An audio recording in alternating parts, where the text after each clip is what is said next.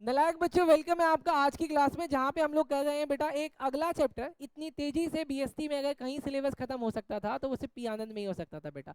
मुझे पता है ये भी स्पीड कम है बेटा, हम लोग लाइट की स्पीड की तेजी से भी चल रहे हैं बेटा, बट फिर भी ये वाली स्पीड बच्चों को कम लग रही है। तो आज की स्पीड आप देखना बेटा, माँ कसम जो आज मैंने ये चैप्टर खत्म ना करा दिया आपका। क्या आओ सर, जोक से पार्ट सिलेबस शुरू करते हैं बेटा। आओ सर देखो बेटा, हम लोग कर रहे हैं बिजनेस स्टडीज का चैप्टर 6 जिसका नाम है स्टाफिंग। अभी एक वर्ड सुनना सर मेरे से, अच्छा सॉरी कुछ लाइन सुनना, और लाइन सुनने के बाद आपको अपने आप ही पता चल जाएगा कि स्टाफिंग क्या होती है। मेरी नज़र के सामने बैठ के एक बच्चा बातें कर रहा है, इसका मतलब मेरी स्टाफिंग में कमी है। अभी 2 मिनट में देखो मैं कैसे स्टाफिंग सिखाता हूँ उसको बेटा, ठीक है। चलो सर, ये हुआ स्टाफिंग, मतलब स्टाफिंग का मतलब स्टाफ्स को देखना।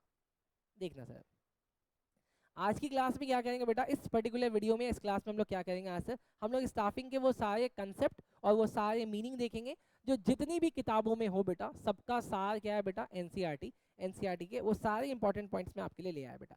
उसके बाद बेटा हम लोग करेंगे importance of staffing. Importance of staffing है पॉस, ठीक, डन सर। उसके बाद हम लोग अगला करेंगे सर कंसेप्ट आज की क्लास में, स्टाफिंग एचआरएम का ही एक पार्ट है सर। स्टाफिंग मींस एचआरएम का एक ब्रांच। एचआरएम मतलब ह्यूमन रिसोर्स मैनेजमेंट। एक मिनट सर, एक मिनट सर, अभी तक आप हमें कहते थे, अरे सुन लेना, अभी तक आप मुझसे कहते थे सर ये रिसोर्स है, ये रिसोर्स है, ये रिसोर्स है, लेकिन सर अभी आपने यहाँ पे बोला ह्यूमन रिसोर्स है। इसका मतलब सर ह्यूमन भी एक रिसोर्स है, लेकिन मशीन और ह्यूमन में यही फर्क है कि मशीन में हम प्लग इन करके कमांड दे के घूम के आ भी जाए ना, तब भी वो काम करता रहेगा। बस एक ऐसी ह्यूमन ही एक ऐसा रिसोर्स है जिसको काम देने के बाद भी, समझाने के बाद भी, और काम के बदले उसको पैसे भी देंगे, इसके बावजूद भी अगर मैं यहाँ से चला जाऊं वो गधा काम छोड़ के बैठ जाएगा। इसीलिए उसको मैनेज करने के लिए हमें एक ह्यूमन रिसोर्स मैनेजमेंट की टीम बनानी पड़ती है। अगला सर, उसके बाद हम लोग देखेंगे इस ये ड्यूटीज क्या है इस एचआरएम की बेटा। अच्छा, उसके बाद लास्ट कंसेप्ट हम लोग आज की क्लास में देखेंगे, प्रोसेस ऑफ स्टाफिंग बेटा। इन सब के बाद मैं थोड़े से इंपॉर्टेंट चीजें निकाल के लिए आया जो ऊपर से ही रिलेटेड थे बेटा, ठीक। तो बस आज की क्लास में हम लोग बस इतना करेंगे, ठीक। जल्दी जल्दी करूँगा बेटा। चलो सर देखते हैं सर, सबसे पहले in any organization there is a need for people to perform work. सीधी सीधी बात बोली, चाहे दुनिया की कोई सी भी ऑर्गेनाइजेशन हो, काम करने के लिए लोग लगते हैं। The staffing function of management fulfils this requirement. क्या बोला, the staffing function of management fulfils this requirement and find the right people for the right job. इस पूरी बड़ी लाइन में मैं बस कुछ वर्ड्स मार्क करके लाया, find the right people for the right job. आगे, staffing fills the positions as laid down in the organizational structure. ओए, अभी हम लोग ऑर्गेनाइजेशनल स्ट्रक्चर कहाँ पढ़ के आए हैं, ऑर्गेनाइजेशनल स्ट्रक्चर कहाँ पढ़ के आए, पिछले चैप्टर में ऑर्गेनाइजिंग में सर। ऑर्गेनाइजिंग में बना ऑर्गेनाइजेशनल स्ट्रक्चर, और यहाँ पे उसके पोजीशंस को फिल की जा रही है। अगला, staffing is seen as a generic, sir generic का मतलब होता है general, general function of management. दुनिया के किसी भी मैनेजमेंट का बहुत जनरल काम है स्टाफिंग करना। सर ऐसे समझो ये सबसे लोएस्ट भी काम है और सबसे अच्छा भी काम है और सबसे टॉप वाला भी काम बोलो सर। अगर मैं कमांड बना के प्लान बना के उसको एग्जीक्यूट कराने के बाद उसको स्टाफिंग ना करूं, सब बेकार हो जाएगा। The staffing function follows the planning and organising function. बेटा ये आपके एमसीक्यू में आया था बेटा, ये आपके एमसीक्यू में आया हुआ क्वेश्चन है। अब ध्यान से इसको दोबारा देखो, बोला स्टाफिंग फंक्शन फॉलो करता है प्लानिंग को, ऑर्गेनाइजिंग के फंक्शन को। सर इसका मतलब ये हमेशा इन दोनों के बाद आएगा। अब ने इस वाली लाइन में देखो मैंने कुछ भी हाईलाइट नहीं किया, मैं चाहता हूं कि ये वाला पढ़ के आप एक बार में समझ लेना। After deciding what is to be done, how is to be done, and after creation of organisational structure, बताना ये पहली वाली लाइन कौन से चैप्टर की बात कर रहा था, प्लानिंग की। How is to be done किसकी बात कर रहा था, ये भी प्लानिंग की। उसके बाद बोला after creation of organisational structure, organizing की। The management is in position to know the human resource requirement.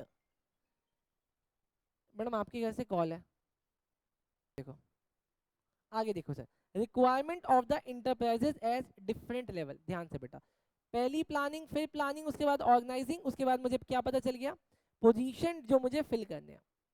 Done. अगला, it begins with, sir staffing का मतलब ये नहीं होता कोई स्टाफ लेके रख दिया, नहीं सर। सबसे पहले क्या करना पड़ता है, estimating man power requirement. Estimate करो कितने लोग जरूरी है बेटा। आपको पता है ये इतना जरूरी है, इतना जरूरी है, जब मैं भी आपको आगे पढ़ा रहा हूँगा तो यहाँ पे बेटा दो वर्ड निकल के आएंगे, अभी से बता देता हूँ। एक वर्ड है बेटा वर्कलोड एनालिसिस, और एक वर्ड है बेटा वर्कफोर्स एनालिसिस। एग्जाम में कई बार ये आया और बच्चों को ये कहीं मिलता ही नहीं था, ना समझ में आता था, और दोनों में एक जैसी बात लिख के आते थे बेटा। क्या बोला, वर्कलोड एनालिसिस, और फिर बोला वर्कफोर्स एनालिसिस। वर्कलोड में क्या देखना होता है, कितने जरूरी है, वर्कलोड कितने जरूरी है, और वर्कफोर्स में क्या देखना होता है, हमारे पास कितने हैं। बस एक वर्ड से इसको याद रखा जा सकता था बेटा, वर्कलोड मतलब नेसेसरी कितने हैं, वर्कफोर्स मतलब अवेलेबल कितने हैं। खैर सर इसको देखेंगे जब हम यहाँ पे आएंगे, अभी यहाँ पे आ जाओ सर। अब एस्टिमेट करने के लिए आपको क्या करना पड़ता है सर, एस्टिमेट करने के लिए आपको करना है RSTPC। RSTPC बोले तो रिक्रूटमेंट सिलेक्शन ट्रेनिंग, प्रमोशन और कंपनसेशन। डन सर, हो गया RSTPC। अब इसके बाद अगला देखो sir, staffing as a process include. स्टाफिंग के प्रोसेस में क्या क्या आ गया बेटा, थोड़ा सा इधर हो जा, एक्विजिशन, रिटेंशन, डेवलपमेंट। अब देखना बेटा, इसको समझना, सिर्फ किसी स्टाफ को अपने यहाँ पे जॉब पे रख लेना इज नॉट स्टाफिंग। सर ये तो हुआ एक्विजिशन, मैंने किसी को जॉब पे रख लिया, लेकिन जॉब में रखने के बाद आप कुछ ऐसा करो कि वो आपको छोड़ के ना जाए, मतलब रिटेंशन। और रिटेंशन के बाद आप कुछ ऐसा करो कि सर उसका यहाँ पे डेवलपमेंट भी हो। सर उसके बाद performance appraisal, promotion and compensation, the most important resources of the organization, that is human capital। Sir अब ये वाली डेफिनेशन अगर आप याद कर सकते हो तो आप समझो कि अगर आपके एग्जाम में कोई ऐसा क्वेश्चन आता है, what is staffing, explain its importance, तो अब आपके पास चॉइस आ जाएगी, या तो आप ये वाला डेफिनेशन लिखो या आप ये वाला डेफिनेशन लिखो। लेकिन अगर मेरे से पूछोगे कौन सा डेफिनेशन अच्छा है, तो मैं आपको बोलूंगा ये वाला ज्यादा अच्छा है। देखो, staffing as a process include, सारी चीजें इंक्लूड कर दी सर, किसकी ये सारी चीजें इंक्लूड कर दी, most important resources of the organization, that is human capital. तो ये वाली डेफिनेशन याद हो जानी चाहिए, बहुत आसान है। Staffing as a process include most important resources of organisation, that is human capital. Done. चलो सर आगे चले, क्या हो गया, अगला, आगे चलो sir.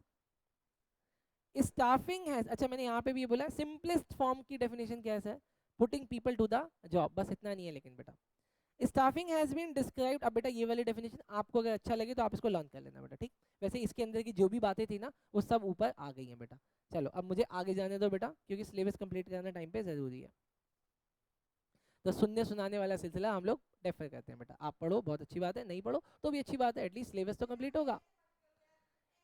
Importance of staffing sir, staffing की इंपॉर्टेंस क्या है, एक पी को मैं बोलूंगा पी, लेकिन डबल पी को क्या बोलेंगे, पी, या जो भी बोलेंगे आप बोल लेना, और डबल एस को क्या बोलेंगे वो भी बोल लेना बेटा, ये इसका शॉर्ट फॉर्म है याद करने का बेटा। अगला, how does staffing ensure the benefit to the organisation. एक मिनट बेटा सुनो ना, अभी सुनो सुनो सुनो, जब आप लोग अभी अपने एनसीईआरटी में जाओगे ना इस कंसेप्ट को पढ़ने के लिए, तो उन्होंने इसको कुछ अजीब तरीके से लिखा हुआ है बेटा, बहुत अजीब तरीके से इन्होंने लिखा हुआ है। फिर भी मैं ये एनसीईआरटी से ही लाया हूँ और इसको मैंने सर्टिफाई भी किया कि एग्जाम में जो क्वेश्चन इसके ऊपर आए हुए हैं उसके लिए सजेस्टेड में उन्होंने क्या आंसर लिखा है, आई मीन मार्किंग स्कीम में, तो उन्होंने आंसर यही डेवलप किया हुआ है बेटा। तो मैं यही चीजें लाया बेटा।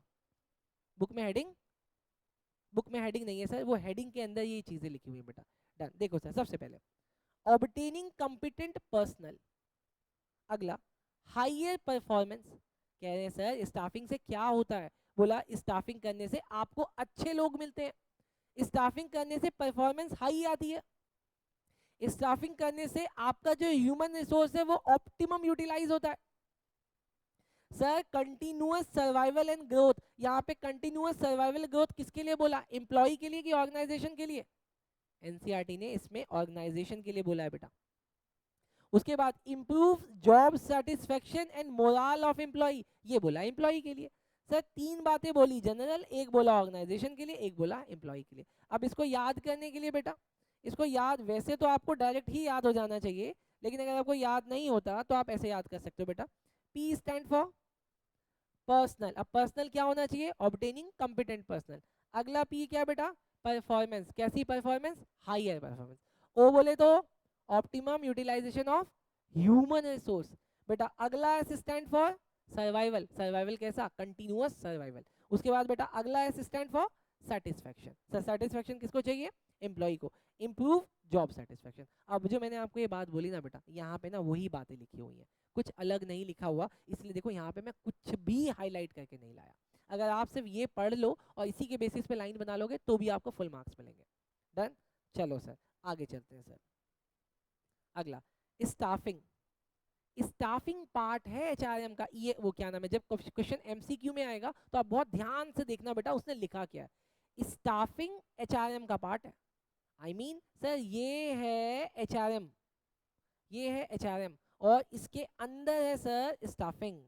अब आप ऐसे याद रखना सर, मतलब एचआरएम का पार्ट है स्टाफिंग, स्टाफिंग का पार्ट नहीं है एचआरएम।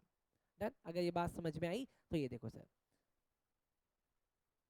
हाँ एचआर ही करता है बेटा, एचआर ही सारे रिक्रूटमेंट्स वगैरह करता है सर। अब देखो sir, the staffing function deal with the human element of management. Done sir. Staffing का काम क्या है? स्टाफिंग में स्टाफिंग का जो काम कर रहा है सर वो कौन कर रहा है सर? वो ह्यूमन एलिमेंट ऑफ मैनेजमेंट को कर रहा है। और वो डील कौन करेगा सर? एचआर वाले करते हैं। देखो नीचे बात बोला, the managing of human component.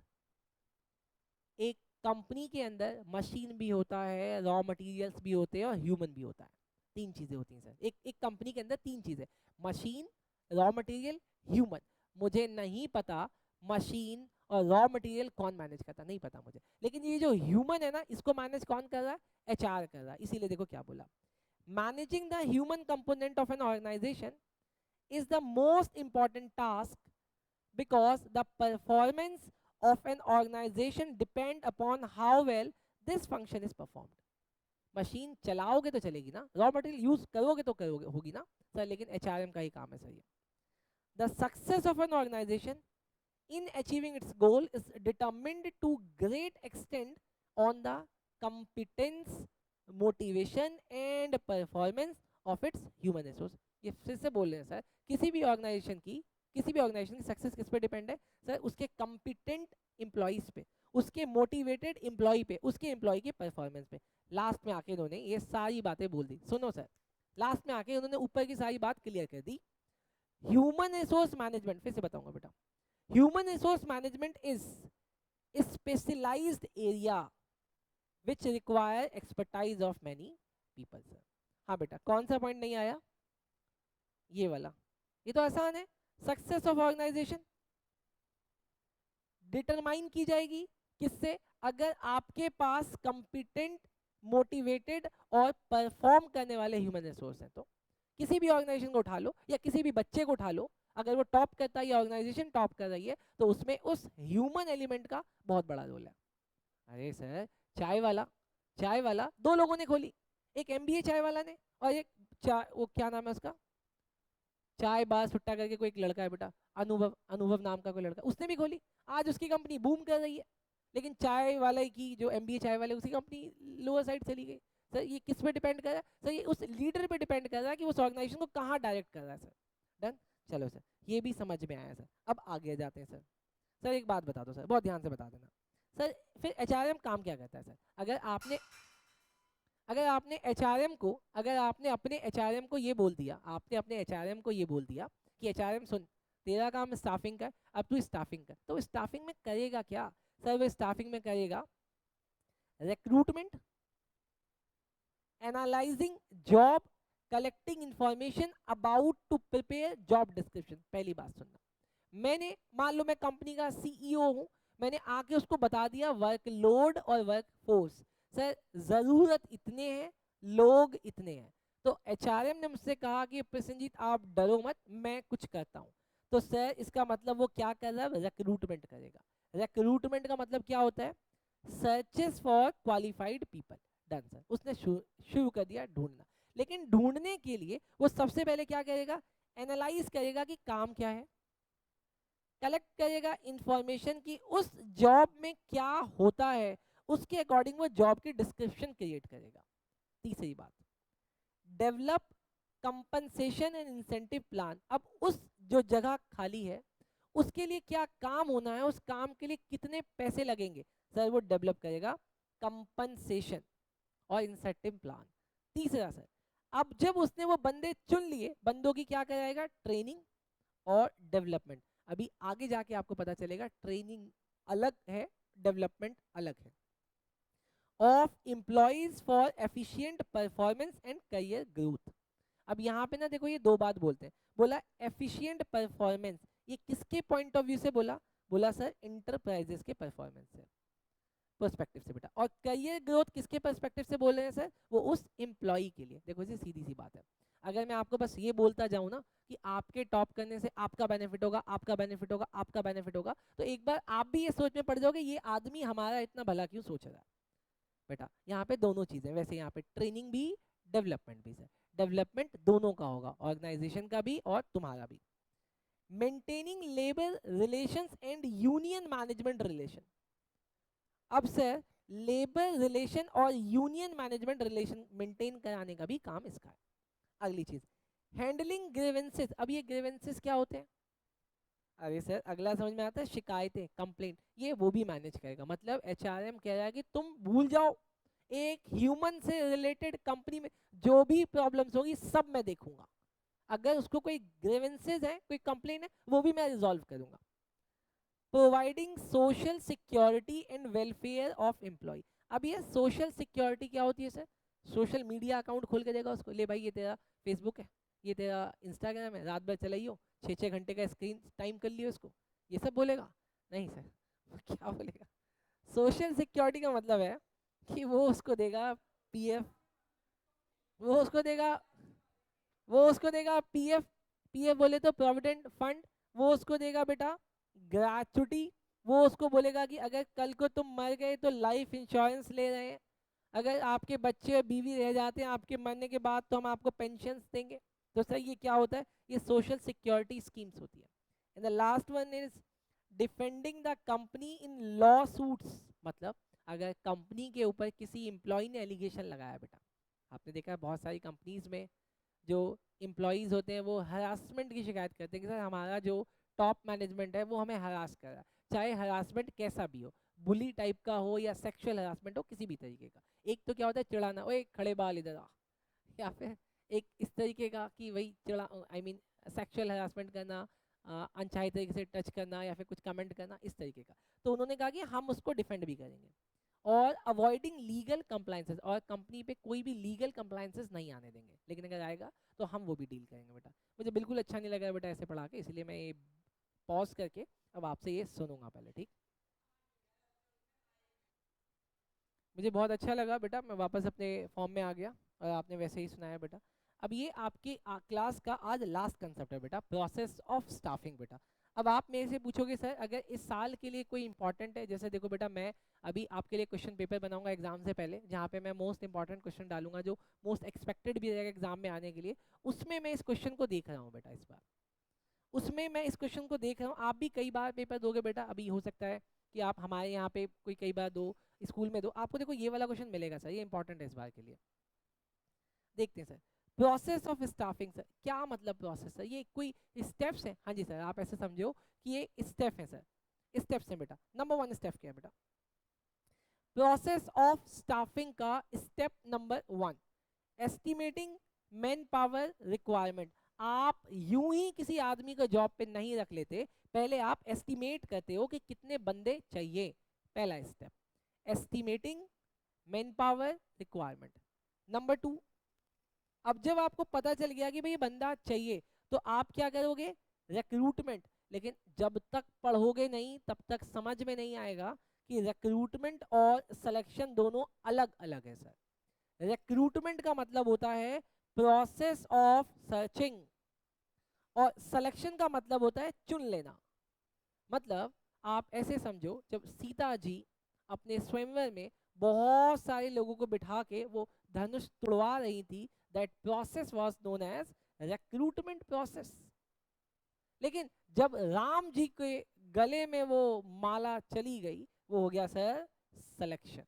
Done, समझ आया क्या? अरे हाँ यार, तुम लोग हंस रहे हो। अगला है सर, सिलेक्शन के बाद क्या है? Placement and orientation. प्लेसमेंट का मतलब होता है कि उसको वो पोजीशन ऑफर कर दो सर। प्लेसमेंट का मतलब आप उसको वो पोजीशन अलॉट कर दो। और सर ओरिएंटेशन का मतलब है इंट्रोड्यूस करा दो। ऐसा नहीं होना चाहिए कि आपने बोला भाई ये देख यहाँ पे 10 लोग बैठे, इसमें देख 9th वाली चेयर खाली है ना, वो चेयर तेरी है। चेयर देते ही हो गया उसका प्लेसमेंट। लेकिन बेचारा 10th और 8th वाले स्टाफ के बगल में बैठा है, चुप बैठा है सर, अरे उसको बात तो करवा दो, ये बंदी है ये बंदा है, अपने हिसाब से देख लियो। डन, ये हुआ orientation. Done. And the last part is sir, last part नहीं सर, उसके बाद है sir training and development. Sir training job से पहले होती है, ट्रेनिंग जॉब से पहले होती है, लेकिन ऐसी बात एनसीईआरटी में नहीं लिखी गई। और डेवलपमेंट ड्यूरिंग द जॉब होती है, ये बात एनसीईआरटी में नहीं लिखी, ये मैं आपको अपने कंटेंट से बता रहा हूँ सर। सर ट्रेनिंग मतलब abilities of employee are increase, उसके अंदर जो टैलेंट है या जो एबिलिटीज है, अब उसको हम अपनी कंपनी के अकॉर्डिंग निखार रहे हैं या फिर इंक्रीज कर रहे हैं सर। डेवलपमेंट का मतलब अपॉर्चुनिटीज डिजाइन, जो उसको हमारे यहाँ पे काम करने से मिलेगी। सर अभी तक हमने कितनी चीजें याद कर ली? 4 चीजें सर। ई स्टैंड फॉर, बोलो, estimating man power requirement. R stand for recruitment. S stand for selection, and P stand for placement and orientation। Sir उसके बाद हमने एक और चीज किया था, T. T stand for training and development. अब आगे देखते सर PPC क्या है सर। आगे देखो sir, P stand for performance appraisal. अब तुम अच्छा काम कर रहे हो, इस बात का तुमको रिकॉग्निशन भी तो मिलना चाहिए। Done sir. उसके बाद है sir promotion and career planning. उसके बाद सर लास्ट है कंपनसेशन। सर कंपनसेशन का मतलब होता है सैलरी। डन। अभी सारी चीजें याद हुई, एक बार सर जाके फिर से हेडिंग देखते हैं सर। सर एनसीईआरटी में हेडिंग है, मैं क्या बोल रहा हूँ सर, मेरा नोट्स ही एनसीईआरटी है सर। डन। चलो सर देखते हैं सर, सबसे पहले बोलो, E stand for estimating man power requirement. R stand for recruitment. S stand for selection. P stand for placement and orientation. अब इसको गलत नहीं करना, कि प्लेसमेंट एंड डेवलपमेंट लिख दो, गलत हो जाएगा, बहुत जल्दी आपके मुंह में आएगा या फिर पेन से चल जाएगा प्लेसमेंट एंड डेवलपमेंट। नहीं sir, placement and orientation. Placement का मतलब उसको वो वाली चेयर दे देना, ओरिएंटेशन का मतलब अगल बगल से इंट्रोड्यूस करा देना। उसके बाद T stand for training and development. P stand for, हाँ, परफॉर्मेंस अप्रेजल। डन सर, बहुत बढ़िया। अगला पी, अरे अगला पी परफॉर्मेंस अप्रेजल के बाद बोलो promotion and career planning. And last C stand for compensation. Done. अब इसको हम लोग एक एक करके देख लेंगे और क्लास खत्म हो जाएगी। आओ सर, बहुत बढ़िया सर। सबसे पहले sir estimating manpower, it means knowing how many person are needed and of what type in the organization to fill the various job positions created while designing the organizational structure। अब इतनी बड़ी line थी, आपको याद होनी भी चाहिए, लेकिन देखो दो मोस्ट इंपॉर्टेंट बात बेटा, how many person and what type आपको अपने जॉब के लिए चाहिए फिल करने के लिए। अगली लाइन ऑपरेशनली। अब देखो बेटा, ये वाली लाइन ने वो बात बोली जिससे आगे की दो चीजें निकलेंगे बेटा, ध्यान से सुनना बेटा इसको। Operationally understanding the man power requirement would necessitate workload. उसने बोला आपको अपने काम के लिए कितने लोगों की आवश्यकता है, ये वर्कलोड कहलाता है। अरे सर हमारे ऑफिस में बहुत वर्कलोड है, मतलब वो बोल क्या रहा है, समझ क्या रहा है, वो ही जाने, लेकिन बीएसटी की लैंग्वेज ये कहती है वर्कलोड का मतलब इस काम के लिए इतने बंदे चाहिए। आपके ऊपर वर्कलोड क्यों आ रहा है? क्योंकि आपको उस काम के लिए जितने बंदे चाहिए वो है ही नहीं आपके पास। सर अभी समझ में आया, जितने बंदों की जरूरत है वो होता है workload. Analysis on the one hand and workforce analysis on the other hand. एक डाउट आ गया, हाँ जी मैडम, HRM इसमें यस बोलूं कि नो बोलूं? मैडम उसमें वर्ड क्या यूज होता है? मैनेजर। अरे आपको पता होगा, डायरेक्टर, हाँ। अगला, अच्छा अब देखो सर, मुझे दो बातें मिली। Workload sir, an assessment of number and type of human resources necessary for the performance of various job, accomplishment of organizational work objectives। फिर से बोल रहा हूँ, ये दो चीज देखना आपके एग्जाम में 100% एक MCQ यहाँ से आ रहा है, लास्ट ईयर में भी था। अगला, workforce analysis reveals the number and type available, कि कितने लोग हैं, किस तरीके के लोग अवेलेबल है। अब सर ये दो एनालिसिस करके मैं क्या करूंगा बताना? मैंने ये दो एनालिसिस कर ली, ये दो एनालिसिस मैंने क्यों करी, इससे क्या फायदा होगा? सर देखो, workload and workforce exercise would reveal, क्या रिवील करता है सर? ये तीन बातें रिवील करेगा। इधर आप क्या हो, अंडर स्टाफ्ड हो, या आप ओवर स्टाफ्ड हो, या फिर आप ऑप्टिमल स्टाफ्ड हो। अगर आप अंडर स्टाफ हो तो आप क्या करोगे? Recruitment process initiated. लेकिन अगर आप लोग ओवर स्टाफ हो तो आप या तो रिमूव करोगे या ट्रांसफर करोगे। लेकिन अगर आप लोग ऑप्टिमल स्टाफ हो सर, ये डिजायरेबल सिचुएशन होती है। डन? अब ये यहीं समझ आएगा और कहीं नहीं समझ में आएगा। डन? चलो सर अभी आगे चलते सर। सर रिक्रूटमेंट के लिए आगे एनसीईआरटी ने बहुत बड़ा लिटरेचर दे रखा है। मैंने कोशिश करी कि वो पूरा लिटरेचर यहाँ पे डाल दूं, बट मैं जितना कर सकता था मैं उतना करके लाया बेटा। बट फिर भी मैं आपको सिलेक्शन, ये रिक्रूटमेंट अलग से पढ़ाऊंगा, सिलेक्शन भी अलग से पढ़ाऊंगा इसी चैप्टर में। अभी देख लेते हैं रिक्रूटमेंट सर। मुझे रिक्रूटमेंट एक वर्ड से याद है, क्या? चूज करना या सेलेक्ट करना? चूज करना कि सेलेक्ट करना?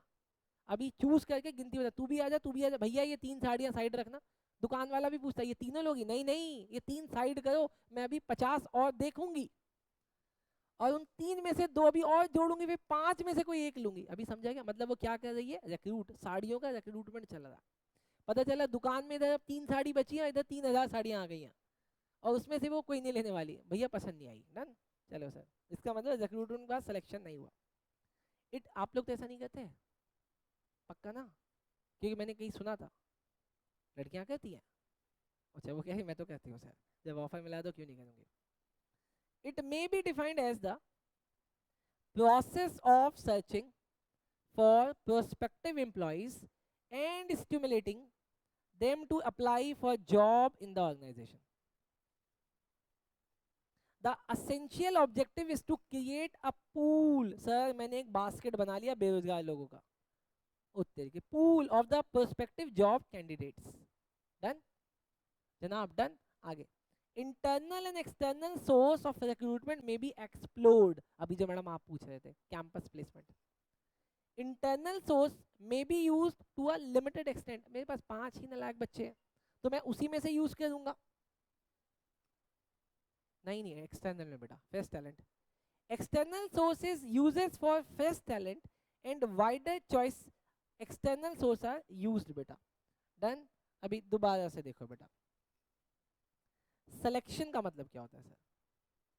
It is the process of identifying and choosing the best person out of the number of perspective candidate for a job. ये जो ऊपर आपने पर्सपेक्टिव जॉब कैंडिडेट्स निकाले थे, उसमें से आपने कोई एक, दो, तीन, चार, जितने भी आपको नेसेसरी थे आपने सेलेक्ट कर लिए। अगला है सर प्लेसमेंट एंड ओरिएंटेशन। मैं आपको पहले ही बता चुका हूँ, देखो, ऑक्यूपाइंग द पोजीशन, और सर ओरिएंटेशन का मतलब इंट्रोडक्शन। सर एग्जाम में अगर ये आएगा तो ये मैं दोनों अलग अलग लिखूंगी? यस, दोनों अलग अलग लिखना है सर। सर एनसीईआरटी ने भी अलग अलग लिखा हुआ है। हाँ जी बेटा। Sir training and development. Training, it is the process by which attitude, skill, ability of employee to perform specific job increase. अरे मुझे पता है भगवान ने तुझे 2 हाथ और 2 पैर दिए, लेकिन तुझे अभी तक पता ही नहीं था इनसे क्या करना है। मैंने तेरा सिलेक्शन रिक्रूटमेंट अपनी जॉब में, कंपनी में कर दिया। अब इनके हाथों को मैं वो काम सिखाऊंगा जो करना है। डन? तो सर ये क्या हुआ? आपकी एबिलिटीज को इंक्रीज करना। सर डेवलपमेंट का मतलब क्या होता है? It refers to the learning opportunities design to help employee grow. अगर वो मेरी कंपनी में काम सीख लेगा तो मेरी कंपनी की टाइप की जितनी भी कंपनियां होगी, मतलब इंडस्ट्री आपका वो मास्टर बन सकता है और कहीं पे भी जॉब लेने जा सकता है। मतलब एक कंपनी में ट्रेनिंग करो और उसके बाद किसी में भी काम करो। क्या? हाँ हो सकता है, हो सकता है। आगे है सर, उसके बाद है सर परफॉर्मेंस अप्रेजल। सर अब देखो क्या होता है बेटा, देखो अगर मैंने किसी को, अभी समझना बेटा थोड़ा सा ना ऑर्डर में ऊपर नीचे किया इन लोगों ने। मैंने सर पहले किया रिक्रूटमेंट, फिर किया सिलेक्शन। आप उसको सैलरी नहीं बताओगे क्या? आपको कायदे से चाहिए था कि रिक्रूटमेंट के बाद अगला स्टेप आना चाहिए था कंपनसेशन, फिर आना चाहिए था सिलेक्शन। लेकिन इन्होंने देखो कंपनसेशन को अलग से दिया। कहते हैं कंपनसेशन क्या है, देखो ये क्या कहते हैं, कहते हैं all organisation need to establish, ओए सोना नहीं है, need to establish wage and salary plan for their employees. It includes all forms of pay. अब all forms of pay मैंने बोला भाई अगर तुम मेरे यहाँ पे काम करोगे ना तो मैं तुम्हारी वाइफ को एक गाड़ी दूंगा। ये क्या मतलब है? आपके बच्चों को स्कूल भी दूंगा सर, इसका मतलब ये ऑल फॉर्म्स ऑफ पेमेंट है sir. To pay reward given to the employees. अच्छा, it may be in the form of, अब देखो सर कई कई कंपनी में ना जॉब इस तरीके से भी मिलती है बेटा। आपने देखा पिज्जा हट्स में काम करने वाले लड़के, मैकडी में काम करने वाले लड़के सर। एक तो होता है डायरेक्ट फाइनेंशियल पेमेंट्स, लाइक तुम मेरे यहाँ पे काम करो, तुमको वेज मिलेगी, सैलरी मिलेगी, इंसेंटिव मिलेगा, कमीशन मिलेगा, बोनस मिलेगा। एक होता है सर इनडायरेक्ट पेमेंट, जैसे कि इंश्योरेंस। हम आपको, हमारी कंपनी में काम करोगे, अगर आपको कुछ हो गया हम आपके घर वालों को पैसे देंगे, इंश्योरेंस। हमारे यहाँ पे काम करोगे ना, हम आपको 3 बार युगांडा भी भेजेंगे इंश्योरेंस वकेशन पे। युगांडा बहुत अच्छी जगह है बेटा। अच्छा अब अगला अगला अगला अगला लास्ट है, लास्ट लास्ट, उसके बाद ये खत्म हो जाए सर। सर ये जो डायरेक्ट फाइनेंशियल प्लान है ना, ये जो ऊपर हमने देखा डायरेक्ट वाला, सर ये दो तरीके का, एक होता है टाइम, एक होता है परफॉर्म। भाई तू सुबह 10 बजे आ जियो, ये मत पूछिए क्या करना, मैं काम करा लूंगा। सुबह 10 से लेके 8 बजे तक मेरे पास रहो, महीने का 1 लाख रुपए दे देंगे। ये क्या हुआ सर, तुम अपना टाइम दो और मैं तुमको पैसे कैसे दूंगा, डेली, वीकली या मंथली या एनुअली। ये हुआ टाइम बेस्ड। एक क्या होता, नहीं भाई नहीं, काम जब तक कंप्लीट नहीं होगा पैसे नहीं मिलेंगे। प्लान मींस सैलरी या wage are paid according to the piece work. भाई सूट सिल दे, भेजा पैसे। बोलो सर समझ में आया? अब सर दो बातें और रहती है, जल्दी जल्दी देख लेते हैं। परफॉर्मेंस अप्रेजल, तुम अच्छा काम करते हो बेटा और मैं टाइम टाइम पे आपको अप्रेज भी करता रहता हूँ, लेकिन आप बच्चे हो, बच्चों को अप्रेज मैं किस फॉर्म में कर सकता हूँ? या कभी पार्टी दे देना बच्चों को, या कभी कैशबैक दे देना, यही तो कर सकता हूँ। लेकिन आप सोचो एक एम्प्लॉय जो कंपनी में काम करता है उसको अप्रेजल कैसे चाहिए होगा, या उसको अप्रेजल का कोई फॉर्म होगा, उसके अप्रेजल का फॉर्म क्या होता है, भाई मनी टर्म में दे मुझे अप्रेज, या फिर मेरी रिस्पॉन्सिबिलिटी इंक्रीज कर, या मेरा प्रमोशन कर दे। सर देखो, it means evaluating an employees current and past performance as against certain predetermined standard. Sir ये स्टैंडर्ड था कि आपको 1 साल के अंदर 30 यूनिट्स बनाने थे, बट तुमने बहुत बढ़िया काम किया, तुमने 1 साल में 35 बनाए, तुम्हारा प्रमोशन होगा। लेकिन वहीं पे एक नालायक काम करता था, तूने 15 बनाया, तो बेटा ये स्टैंडर्ड सेट था। स्टैंडर्ड के अकॉर्डिंग अगर आपने अच्छा काम किया अप्रेज मिलेगा, नहीं तो बेटा डांट मिलेगी, हो सकता है गाली भी मिले बेटा। अगला लास्ट बेटा, प्रमोशन एंड करियर प्लानिंग। अब एक मिनट सर, एक मिनट सर। परफॉर्मेंस अप्रेजल और प्रमोशन एंड करियर प्लानिंग ये दोनों अलग अलग पॉइंट है, बट जब एग्जाम में आता है ना और मैं कई सारी कॉपियां चेक करता हूँ तो यही दिखता है बच्चों ने दोनों में एक ही चीज लिखी है। आप पहले सुन लो फिर देखना आप अलग कर पा रहे हो कि नहीं कर पा रहे हो बेटा। It refers to being placed in position of increase responsibility. एक मिनट सर, सर यहाँ पे कोई रिस्पॉन्सिबिलिटी इंक्रीज नहीं की गई, यहाँ पे सिर्फ क्या किया गया, अप्रेज किया गया कि तुमको मैंने ना एक प्री डिटरमाइंड स्टैंडर्ड से चेक किया, तुम्हारा काम अच्छा था, वेरी गुड, तुम्हारा काम बेकार था, नलायक कहीं के। लेकिन यहाँ पे क्या किया सर, यहाँ पे इंक्रीज रिस्पॉन्सिबिलिटी, और ये इंक्रीज रिस्पॉन्सिबिलिटी का फॉर्म क्या है सर, मोर पे, मोर रिस्पॉन्सिबिलिटी और मोर जॉब सेटिस्फैक्शन। चलो सर, हाँ बोलो सर, अभी समझ में आया? अब सर समझ में आया तो क्लास को खत्म करते हैं, बस ये छोटी सी चीज देख के सर। सर ये इंपॉर्टेंट है, ये जो हमने पूरा भी पढ़ा ना इसमें से कुछ कुछ चीजें एनसीईआरटी से मैंने ड्रॉप करी है, बट वो इंपॉर्टेंट था तो उसको मैं यहाँ पे लिया, बस इतना सा सर। घबराना नहीं बेटा, देखो ना लिखा मैंने समथिंग वेरी इंपॉर्टेंट बेटा, इंपॉर्टेंट भी नहीं वेरी इंपॉर्टेंट। कॉम्बिनेशन। अच्छा एक बात बताओ, क्या तुम किसी को ऐसी जॉब ऑफर कर सकते हो, भैया सुबह 10 से लेके 8 तक काम करेगा तो 10,000 तो मिलेंगे मिलेंगे, लेकिन अगर इस बीच तूने अगर ये काम और कर दिया तो हम तुम्हें अलग से भी कुछ पैसा देंगे।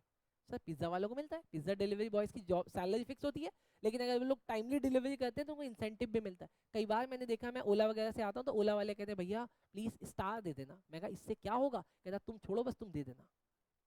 इससे उनको इंसेंटिव्स मिलते हैं बेटा। डन। तो सर इसका मतलब कॉम्बिनेशन ऑफ टाइम बेस्ड पे प्लस इंसेंटिव और हायर परफॉर्मेंस, वेरियस प्लान्स में B formulated for paying employees. तो एम्प्लॉयर अपनी मर्जी से जैसे भी स्कीम्स बनाना चाहे बना सकता है बेटा।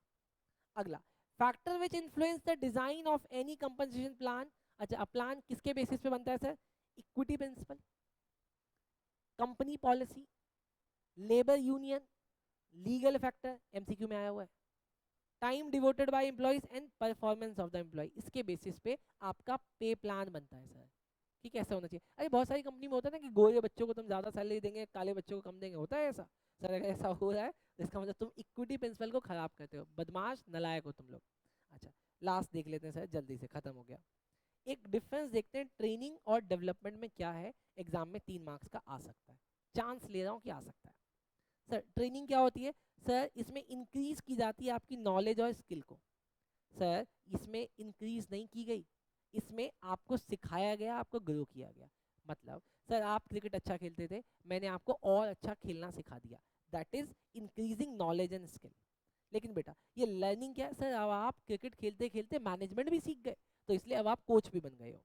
अगला, ये एम्प्लॉय को किसके लिए मोटिवेट करता है? जॉब करने के लिए। ये एम्प्लॉय का ओवरऑल ग्रोथ करता है, भाई जॉब के अलावा तो मालिक भी बन सकता है। अच्छा, तो सर इसका मतलब ये कैसा ओरिएंटेड है? जॉब ओरिएंटेड है, और ये करियर ओरिएंटेड है। डन सर, आज की क्लास के लिए इतना ही। थैंक यू बेटा। ये 3 क्लासेस में खत्म होगा, इसके बाद एक और क्लास होगी, उसके बाद एक और क्लास होगी। चलो सर, थैंक यू।